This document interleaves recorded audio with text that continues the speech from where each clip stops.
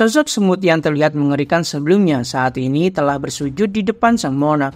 Dengan rank general dan tanpa nama, dia pun terdiam di depan Hunter Sun Jinwoo, karena sang monster itu pun menunggu dirinya untuk diberikan nama. Dalam hati Sun Jinwoo, dia merasa hal yang dilihatnya saat ini adalah rank yang tak pernah dia lihat sebelumnya. Karena rank yang selalu muncul biasanya adalah normal, elite, knight, ataupun elite knight.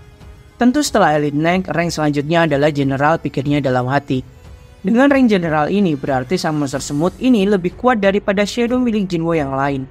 Saat Jinwoo akan membangkitkan sang ratu, terdengarlah suara lirih dari sang monster memanggil Sun Jinwoo. "Tuanku, tolong berikan saya sebuah nama."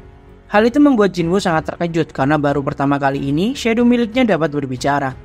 Jinwoo ingin memastikan mengapa shadow ini berbeda dengan shadow yang lain karena dia bisa berbicara.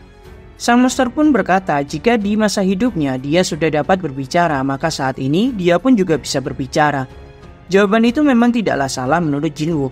Namun dalam hati Jinwoo masih terasa ada yang janggal karena Iron, Hunter Byung-go, Tas juga awalnya dapat berbicara. Namun saat menjadi shadow-nya mereka tak dapat berbicara. Di sini yang berbeda hanyalah rank mereka saja. Maka kemungkinan shadow milik Sun Jinwoo yang lain dapat berbicara juga jika mendapatkan rank yang sama. Jinwoo pun bertanya pada sang monster semut, jika apakah kau akan mematuhi perintahku serta akan menjadi pengikut setiaku, walaupun kau tahu jika dirikulah yang telah membunuhmu. Jawaban sang monster sangat jelas bagi Jinwoo jika dia berkata dirinya tidaklah mati, melainkan dibangkitkan kembali oleh kekuatan tuannya saat ini. Tentu kebahagiaan dan kebanggaan memenuhi hatinya karena sudah menjadi yang terpilih untuk melayani sang Shadow Monarch. Kembali lagi dia memohon pada tuannya untuk diberikan nama.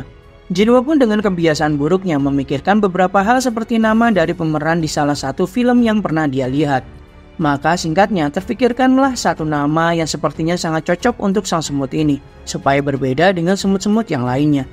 Sekarang namamu adalah Beru. Dengan rasa terima kasih yang teramat sangat diucapkanlah oleh Beru pada tuannya. Jinwoo pun berdiri di depan mayat sang ratu, lalu dia pun mengucapkan perintah pada sang mayat. "Bangkitlah." Bayangan gelap dari dalam tubuh sang ratu pun nampak keluar. Sang ratu pun bangkit menjadi shadow milik Sun Jinwoo dengan status rank yang sama dengan Beru, yaitu general. Dengan bangkitnya sang ratu, hubungan koneksi pada shadow semut lainnya menjadi melemah. Tentu hal ini membuat Jinwoo menjadi keheranan dengan apa yang sudah terjadi sebenarnya. Jinwoo pun bertanya pada Beru dengan apa yang sebenarnya sudah terjadi di sini. Maka Beru menjelaskan pada tuannya jika kemampuan sang ratu adalah mengendalikan koloni semut. Dengan adanya sang ratu, maka shadow semut lainnya menjadi patuh di bawah kuasa sang ratu. Lalu Beru menjelaskan kembali jika kemampuan utama sang ratu adalah reproduksi. Namun kemampuan tersebut tak dapat digunakan mengingat saat ini dia tak memiliki tubuh fisik. Jinwoo pun mengerti dengan penjelasan Beru, yang pada intinya sang ratu tak memiliki kemampuan bertarung dan hanya bisa mengatur koloni serta bereproduksi. Jinwoo pun langsung meng-cancel summon sang ratu karena menurutnya tak perlu dua petinggi di dalam satu organisasi. Jinwoo juga tak lupa memerintahkan para shadow-nya untuk tak mengambil kristal sihir yang ada di sana, karena semua kristal itu akan digunakan untuk membangun Pulau Jeju kembali seperti semula. Baginya kristal dari mayat Beru saja sudah cukup untuk Sun Jinwoo. Dalam hati, dia pun masih memikirkan cara untuk membasmi para sisa-sisa semut yang ada saat ini. Terdengar kembali suara lirih dari Beru. "Tuanku, saat ini saya bisa merasakan para musuh mengalami kesulitan karena mereka tak bisa mengumpulkan pasukan. Hal itu karena mereka tak memiliki komandan saat ini dan membuat formasi mereka menjadi tercerai-berai." Jinwoo yang mendengar hal tersebut penasaran jika apakah Beru dapat mengetahui berapa jumlah musuh yang tersisa. Beru pun berkata jika sebelum raid terjadi, jumlah mereka ada 8.700 ekor. Dan saat ini, kurang lebih ada 4.000 ekor musuh yang selamat. Jinwoo pun tak menyangka jika musuh masih tersisa segitu banyak. Maka dia pun harus berusaha lebih keras lagi untuk bersih-bersih saat ini. Lalu Jinwoo mencoba bertanya pada Beru jika apakah dia bisa melakukan pembersihan. Dengan sangat percaya diri, Beru pun menyanggupi dan berkata, jika hal itulah yang diinginkan tuannya, tentu Beru dapat melakukan hal tersebut secepat mungkin. Di suatu kapal perang yang dinaiki Hunter dari Guild Knight terlihat, jika mereka semua sedang menghadang para semut-semut yang saat ini sedang berterbangan tanpa arah di sekitar sana. Semua pasukan sedang bertempur membasmi para sisa-sisa monster yang ada. Dengan segala kemampuan dan persenjataan yang ada, mereka pun berusaha semaksimal mungkin untuk supaya para semut-semut ini tak menyerang warga sipil nantinya. Tak hanya Guild Knight saja yang berjuang menghadang para musuh, Namun semua guild yang sudah mempersiapkan hal terburuk sebelumnya pun bergerak bersama-sama untuk membersihkan para musuh yang tersisa. Kelompok Tuan Song dan Nona Juhe nampak mulai terdesak karena serangan musuh yang terlampau banyak menyerang. Namun seketika Tuan Song dibuat terkejut dengan apa yang saat ini dia saksikan.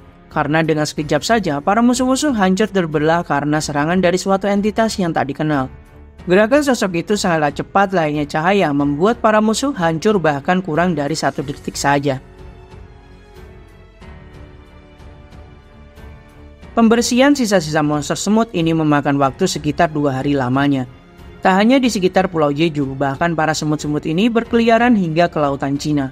Semua pasukan yang disiapkan untuk mencegah hal terburuk merasa jika para monster-monster ini tak segera mereka habisi, maka mereka semua akan menyerang warga sipil di daratan.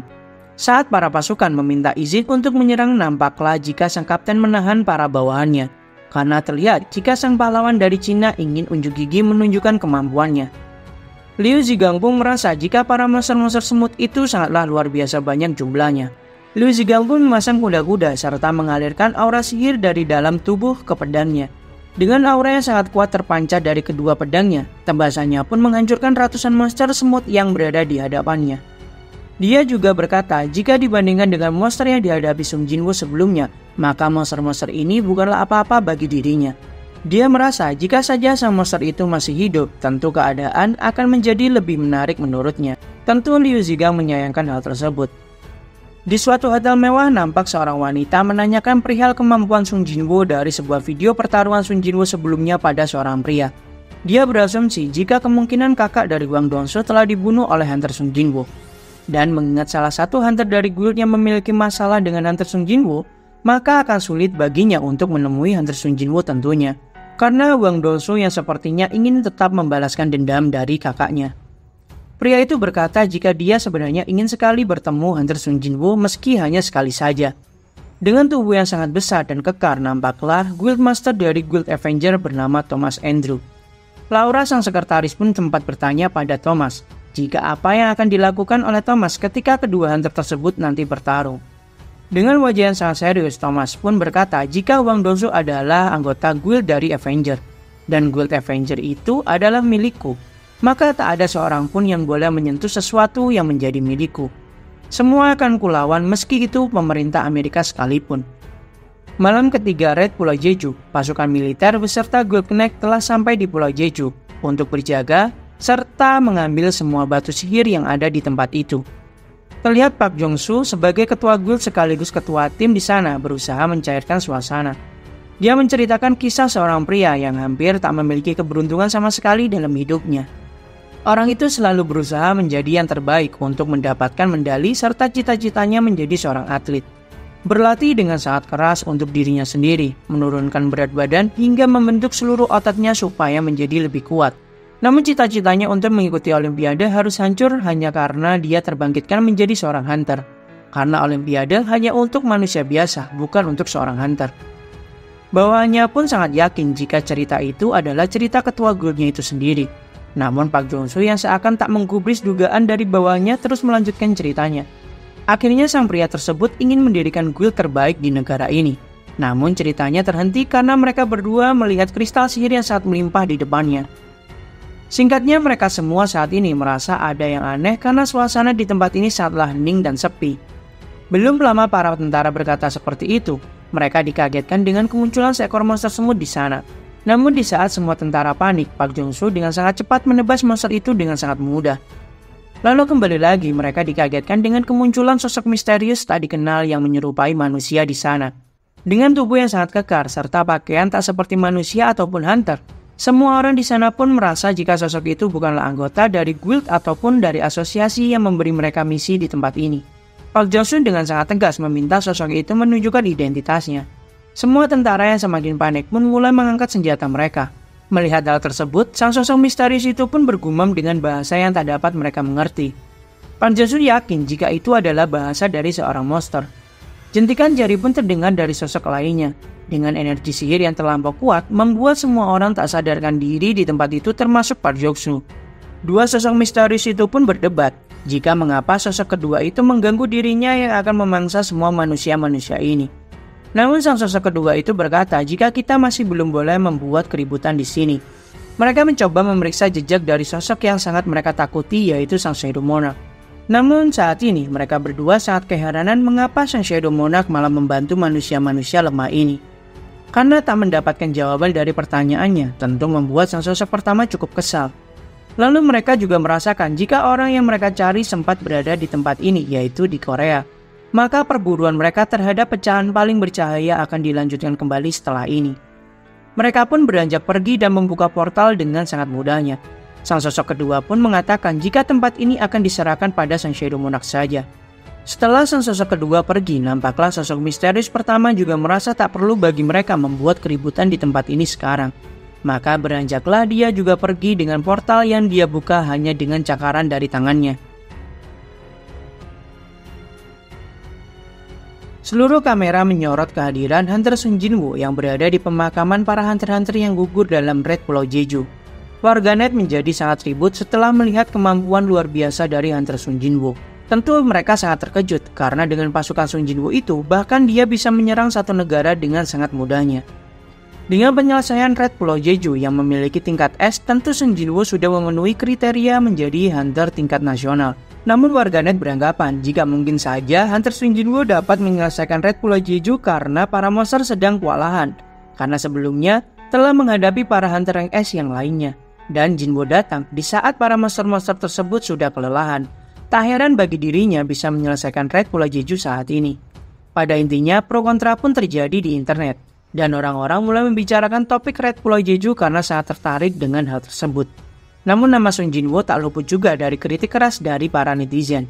Karena jika memang dia sangatlah kuat dan hebat, mengapa tak sedari awal dirinya ikut serta dalam raid tersebut? Jika saja dia ikut serta sedari awal, mungkin saja korban jiwa bisa diminimalisir, ungkap para netizen.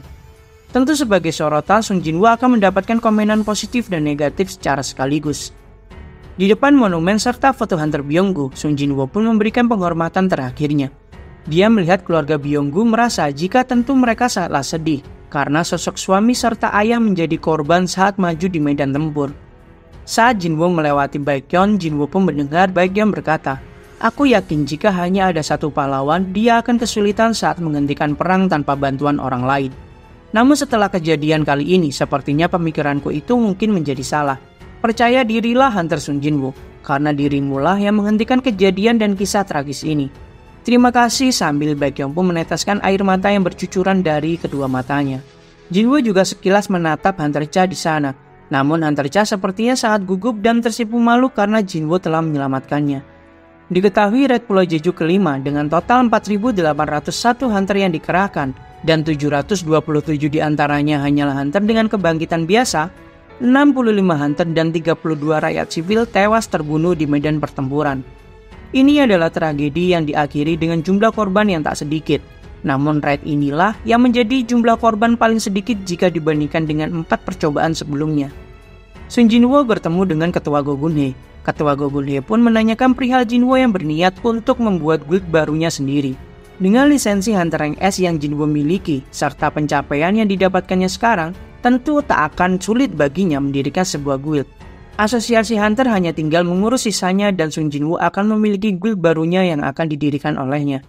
Lalu Ketua Gogunhye sedikit bertanya apakah Hunter Sung Jin-woo sebelumnya di Pulau Jeju menggunakan sedikit pelindung atau semacamnya. Karena ada suatu kejadian yang dimana orang-orang yang telah dikirim asosiasi untuk mengurus sisa semut serta mengambil kristal sihir, pingsan dan tak sadarkan diri di sana. Tentu Sung Jin-woo sempat heran karena dirinya tak pernah menggunakan sebuah pelindung ataupun semacamnya saat melakukan pembersihan Pulau Jeju sebelumnya. Saat Sung Jin-woo bertanya pada Ketua Gogunhye apa yang sebenarnya terjadi dengan mereka semua, disampaikanlah jika mereka semua saat tersadar tak mengingat apapun seperti tertidur dengan sangat nyenyak. Jin-woo pun berpikiran jika mungkin saja masih tertanam sebuah jebakan yang tak disadari olehnya. Akhirnya Ketua Gogunhye pun berpamitan karena tamunya telah tiba. Di sini Jin-woo pun juga ingin segera pulang dan beristirahat. Namun setelah Jin-woo berada di tempat dia memarkirkan mobilnya, datanglah seorang pria menyapa Jin-woo di sana. Dia adalah Adam White, agen senior dari Asosiasi Hunter Amerika. Dia ingin meminta waktu dari Sung Jin-woo sebentar sambil menyodorkan kartu namanya.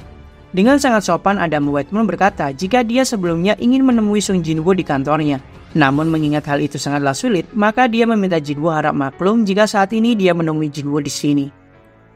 Jinwoo pun mengingat perkataan Jinwoo sebelumnya. Lalu dia bertanya maksud apa yang membuat Adam White hingga ingin menemui dirinya. Adam White berkata jika ada informasi yang ingin dia sampaikan pada Sung Jinwoo, karena Sung Jinwoo tak akan mendapatkan informasi ini dari siapapun atau negara manapun. Jinwoo bertanya jika mengapa Adam White ingin memberi informasi itu kepada Jinwoo. Lalu Adam pun menjelaskan jika ada keuntungan bahkan dari mereka yang memberikan informasi ini pada orang-orang tertentu saja. Adam White menambahkan jika sebenarnya dirinya saja yang ditugaskan untuk menemui Hunter Sung Jinwoo. Namun setelah melihat pertarungan Sung Jinwoo saat pembersihan Pulau Jeju, sang ketua Asosiasi Hunter Amerika meminta wakilnya juga menemui Sung Jinwoo secara langsung. Ini adalah kasus yang sangat langka, ungkapnya. Adam pun sudah menyiapkan mobilnya yang tak jauh diparkirkan dari tempat ini. Maka dia pun meminta Sung Jinwoo mungkin berkenan menyisihkan waktunya sedikit untuk menemui sang wakil ketua saat ini. Awalnya Jinwoo ingin menolak dan beranjak pergi, karena dia merasa juga mungkin informasi yang akan didapatkannya tidak cukup berguna bagi dirinya. Dia akan menghubungi Adam White lagi setelah berpikir kembali, ungkapnya pada Adam. Lalu Adam lupa menyampaikan jika informasi ini berkaitan dengan upgrader. Hal itu sempat membuat Sung Jinwoo terkejut mendengarnya. Adam menjelaskan jika apakah Sung Jinwoo pernah mendengar jika ada seorang hunter yang dapat meningkatkan kemampuan hunter lainnya secara permanen. Singkatnya, perjalanan mereka menuju sebuah hotel mewah pun telah sampai. Saat di dalam, Sung Jinwoo pun bertemu sang wakil ketua Asosiasi Hunter Amerika bernama Michael Connor. Adam pun berkata pada Sung Jinwoo jika dia akan menjadi penerjemah untuknya. Tanpa basa-basi, Michael Connor pun ingin langsung pada intinya. Dia menyodorkan sebuah berkas-berkas imigrasi untuk Sung Jinwoo beserta keluarganya. Biasanya proses seperti ini membutuhkan 1-2 tahun lamanya. Namun untuk Hunter Sung Jinwoo hanya membutuhkan waktu 1 detik saja. Namun Jinwoo menyampaikan jika dia ke tempat ini karena penasaran dengan informasi yang diberikan Adam White sebelumnya. Informasi tentang hunter yang bisa meningkatkan kemampuan hunter lainnya. Apakah hal seperti itu dapat dilakukan? Mereka sudah mempersiapkan segalanya. Akhirnya dibawalah hunter tersebut ke ruangan ini dan hunter itu adalah Nyonya Selner.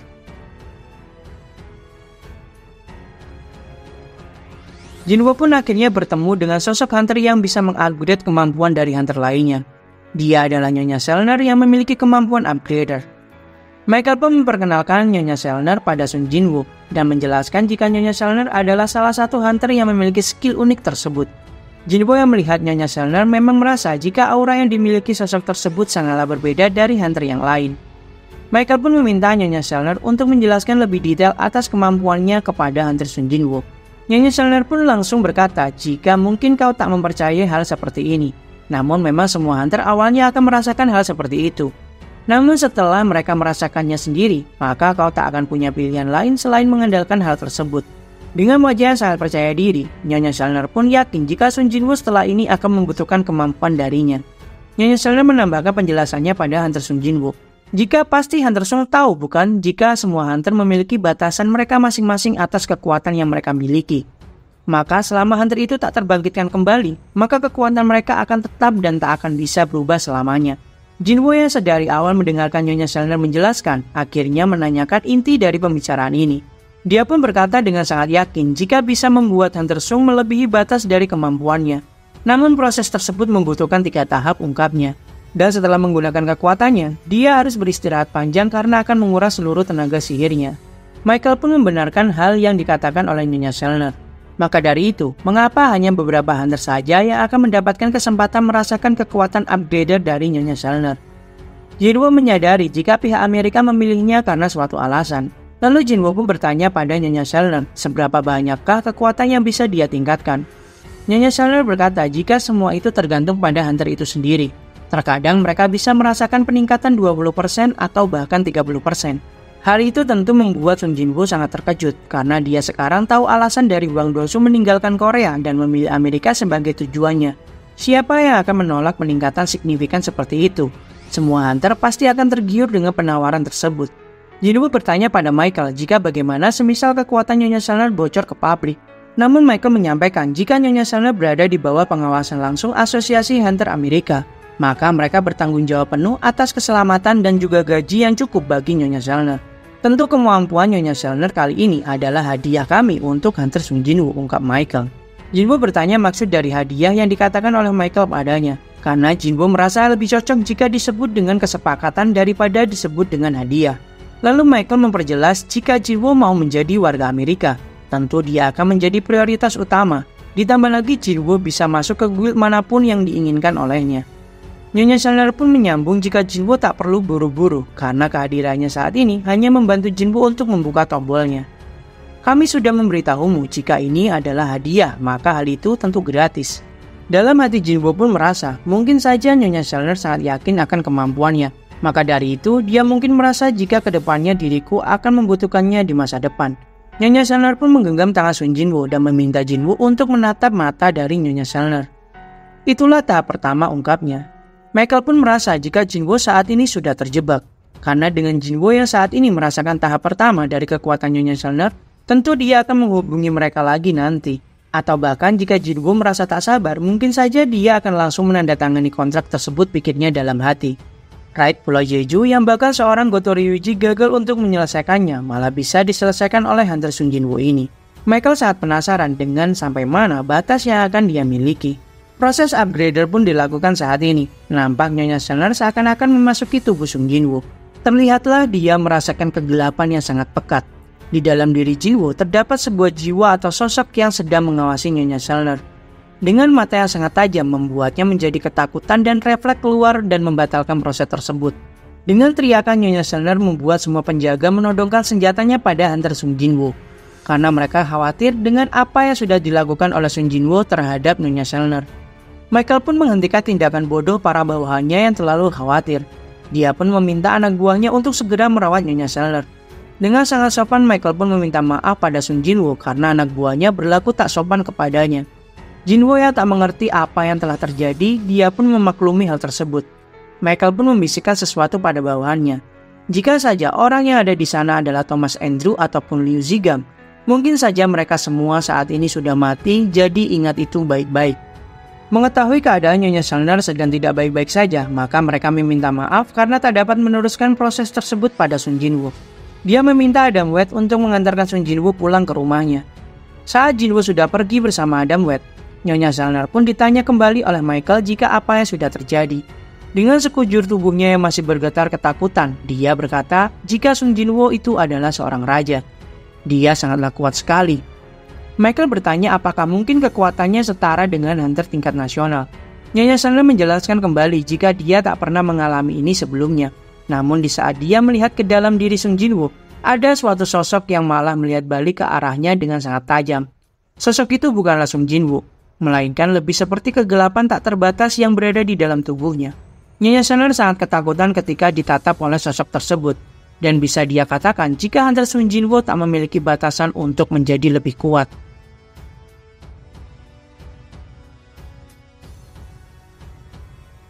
Di gedung Asosiasi Hunter Korea, Ketua Go Gun-hye merasakan penat yang teramat dalam. Dengan hilangnya Hunter Byung-gu, berkuranglah kembali kekuatan tempur negara Korea. Namun meski dia pensiun, dan saat ini dia berkorban untuk negara, tentu hal tersebut merupakan hal yang sangat mulia. Setelah ini tentu akan lebih banyak lagi rintangan yang akan datang. Dan mungkin saja saat itu terjadi, bukan hanya satu nyawa saja yang diperlukan untuk dikorbankan. Berderinglah handphone milik Ketua Go Gun-hye. Saat diangkat dari seberang telepon dikabarkan jika ada suatu gate rank B yang tiba-tiba muncul di tengah jalan. Dengan sigap Ketua Go Gun-hye pun berkata akan menghubungi regu yang akan dikerahkan.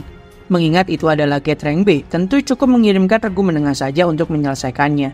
Lalu Ketua Go Gun-hye pun mengingat jalur munculnya gate tersebut dekat dengan lokasi dari kantor Hunter Sun Jinwoo yang baru. Beralih pada Sun Jinwoo yang merasakan ada keanehan dari Nyonya Chandler saat melihat ke dalam tubuhnya. Jinwoo merasa pasti Nyonya Chandler melihat sesuatu yang janggal pada tubuhnya. Apakah mungkin itu jejak dari sistem? Apa yang sebenarnya sudah ditakutkan karena matanya terlihat seperti baru saja mendapatkan teror yang teramat menakutkan. Mungkin saja karena hal itu, setelah ini dia tak ingin menemui Sun Jinwoo lagi, pikirnya dalam hati. Jinwoo pun nampak keheranan dengan kemacetan yang super panjang ini. Karena jika dirinya menggunakan kereta bawah tanah, maka tak perlu baginya untuk merasakan kemacetan seperti ini. Lalu berderinglah telepon miliknya mendapatkan panggilan dari Ketua Go Gun-hye. Ketua Go Gun-hye meminta bantuan Sun Jinwoo jika di tengah jalan saat ini ada gate rank B yang muncul. Apakah Jinwoo dapat membereskan dungeon tersebut? Tanya ketua Gogunhe pada Sung Jinwoo. Tentu di sini Jinwoo pun bertanya, bolehkah dirinya menyelesaikan dungeon itu tanpa izin? Dari seberang pun ketua Gogunhe berkata, jika kau mendapatkan izin dari mana? Jinwoo pun berkata, tentu dari Asosiasi Hunter Korea. Lalu kau saat ini berbicara dengan siapa? Dengan senyum tipisnya, Jinwoo pun baru sadar jika ketua Gogunhe adalah ketuanya. Maka kau tak perlu mengkhawatirkan tentang izin, ungkapnya pada Sung Jinwoo. Akhirnya Jinwoo pun berterima kasih pada ketua Gogunhe karena dia diizinkan untuk menyelesaikan gate yang muncul di jalan tersebut. Keadaan di depan gate pun sudah diliput oleh reporter dan dijaga oleh pengawas asosiasi. Saat Jinwoo berada di depan gate, dia dihentikan oleh sang pengawas. Semua orang sangat terkejut dengan datangnya Hunter Sung Jinwoo di tempat itu.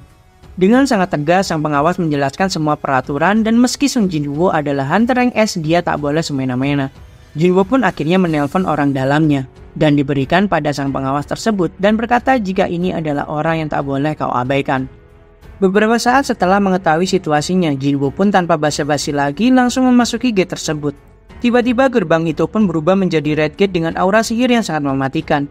Dengan wajah datarnya, Jinwoo pun merasakan jika gate ini sepertinya berubah menjadi red gate seperti sebelumnya. Jinwoo pun mengingat ibunya yang mungkin sedang memasak di rumahnya dan dia ingin segera menyelesaikan gate ini. Dia juga mengingat nasihat dari ibunya, jika kita semua tak bisa mengontrol tentang kebangkitan dari seorang manusia menjadi seorang hunter. Namun jika dirimu adalah hunter rank S, setidaknya anakku bisa menyelamatkan banyak nyawa manusia. Dirimu sangatlah mirip dengan ayahmu. Ayahmu adalah seorang pemadam kebakaran sebelum dia menjadi seorang hunter. Dan ibu jatuh cinta pada ayahmu di saat dia menyelamatkan orang-orang yang sedang mengalami kesulitan. Tentu kau adalah anaknya. Jadi ibu tak dapat melarang dirimu untuk menyelamatkan banyak nyawa. Namun pesan ibu adalah kau tak boleh terlalu memaksakan dirimu, ungkap sang ibu pada Sung Jinwoo. Jinwoo merasa sangat lega karena saat ini dia tak menentang keputusan dari Sung Jinwoo.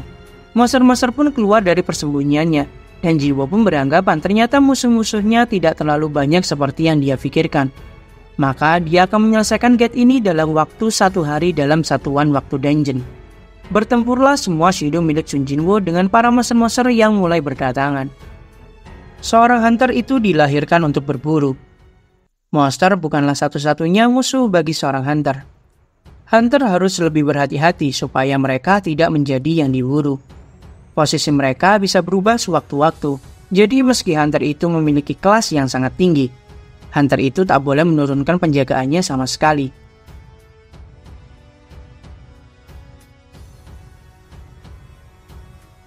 Meskipun itu ada ratusan atau bahkan ribuan monster yang diburu, perburuan tak akan pernah berakhir.